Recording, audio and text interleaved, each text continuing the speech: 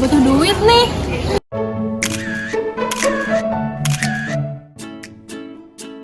Kamu kenapa kayak bingung gitu? Aku butuh duit nih. Lihat nih, gue baru beli HP baru tahu. Kok banyak duit sih? Kamu kan anak kos. Iya dong. Kamu mau tahu gak caranya gimana? Mau dong. Kamu cukup download aplikasi. Aplikasi apa tuh? Nah, kamu cukup mengisi data diri kamu aja dan prosesnya sangat mudah dan cepat loh. Waktu itu aku cair sampai 10 juta loh. Wow. Aku juga mau download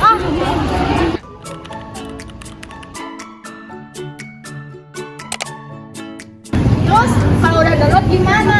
Kamu cukup siapin KTP kamu lalu dikuota deh. Oh gitu. Ini ya? Stop pinjol! Waspada jebakan pinjol ilegal.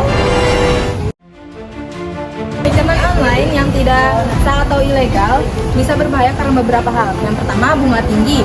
Pinjol ilegal sering memberi bunga yang sangat tinggi sehingga utang semakin besar dan sulit dilunasi. Yang kedua, penagihan kasar.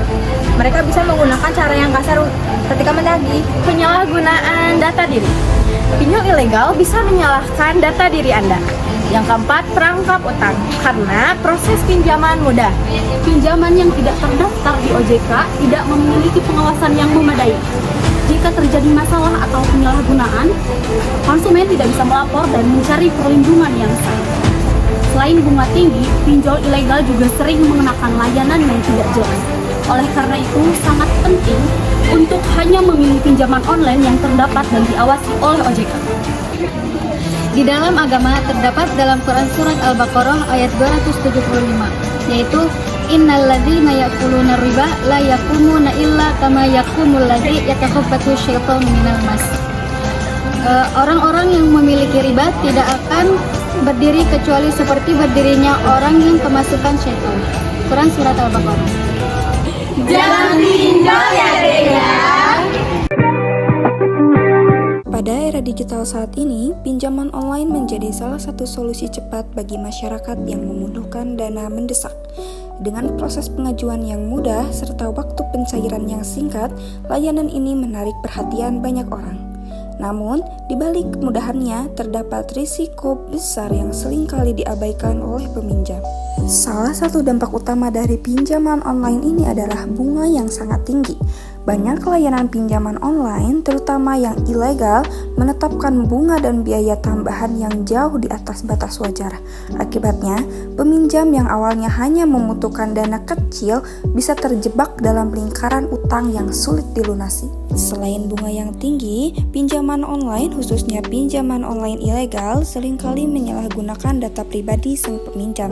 Saat pengajuan, aplikasi biasanya meminta akses ke kontak, galeri, dan juga data pribadi lainnya.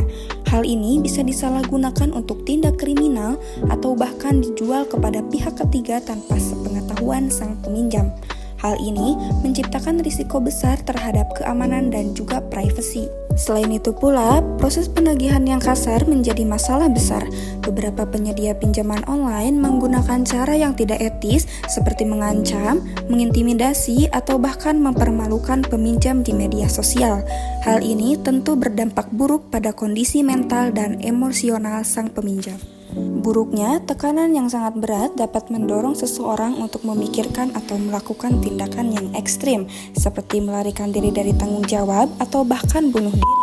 Maka dari itu, untuk menghindari masalah tersebut, masyarakat perlu lebih waspada dan juga teliti sebelum menggunakan layanan pinjaman online.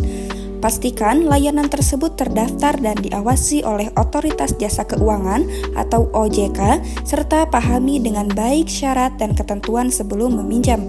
Kesadaran dan edukasi menjadi kunci penting dan utama untuk melindungi diri dari bahaya pinjaman online yang ilegal.